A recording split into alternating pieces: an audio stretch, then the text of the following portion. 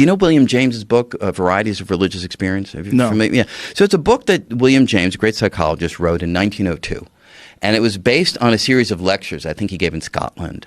And it is the most heartfelt and rational approach to religion and science that I think has ever been written. And yet most people don't know much about it.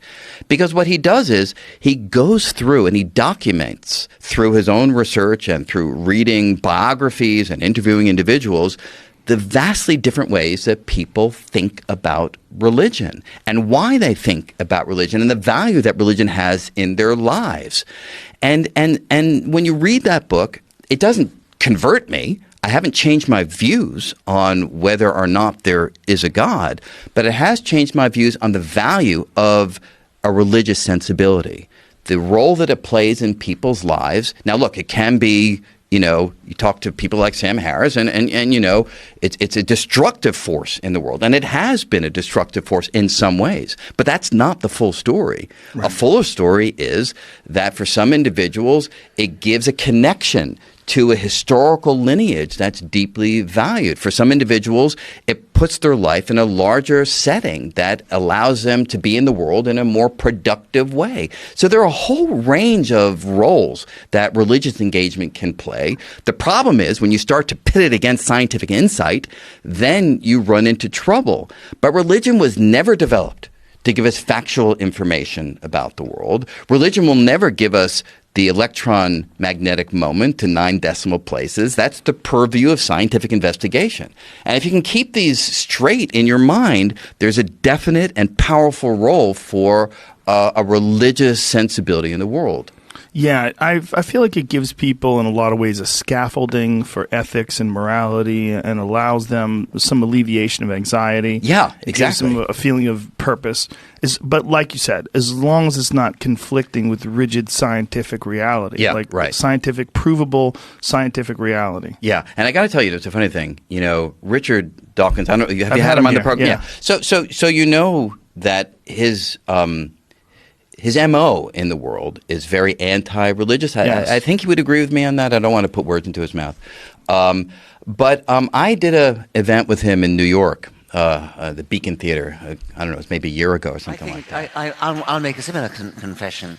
I would hesitate to spend the night in a notoriously haunted house. The faintest...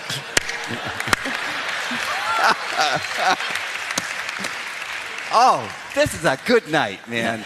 And it was very interesting because in a one-on-one conversation, his views were very similar to mine. I felt, look, we don't agree in totality, but I was saying to him, there are times I go around the world and I will do things that are utterly irrational. I'll knock on wood for good luck. I'll speak to my dead father. I know that he's not really there. I'll pray to God on occasion if I think that I could use that backup. Not because I think there's some bearded individual in the sky. It's just a behavioral tendency that I find to be comforting and useful. And I said this to Richard. And he said, I totally get it. I was like, what? He was like, I totally get it. He said, in fact, I don't like to sleep in a house that has a reputation as being haunted. And for me, it was such a beautiful human moment. It was such a beautiful human moment where we were just like being human beings. Right. And then he said, we're both sinners. And I agree. We are both sinners in that sense because we know how the world works. We know this doesn't make any sense. And yes, it's still part of somehow how we behave in the world. And I think there's a value to recognizing that is what it means to be human. You will engage in the world in ways that are not necessarily strictly adhering to some rational perspective of how the scientific world operates. I would love to see Richard Dawkins outside of a haunted house saying, I'm not going in there. Yeah, exactly. Yeah. So it's all just to say that I kind of feel like there are many pathways toward insight in the world. There are many ways to live a life. Mm-hmm. There are many ways to come to terms with our own impermanence. And it's not as though something is right or something is wrong. It's a question of, is it useful to you? And I think that we have to be very open-minded in the kinds of behaviors that we allow to happen in the world.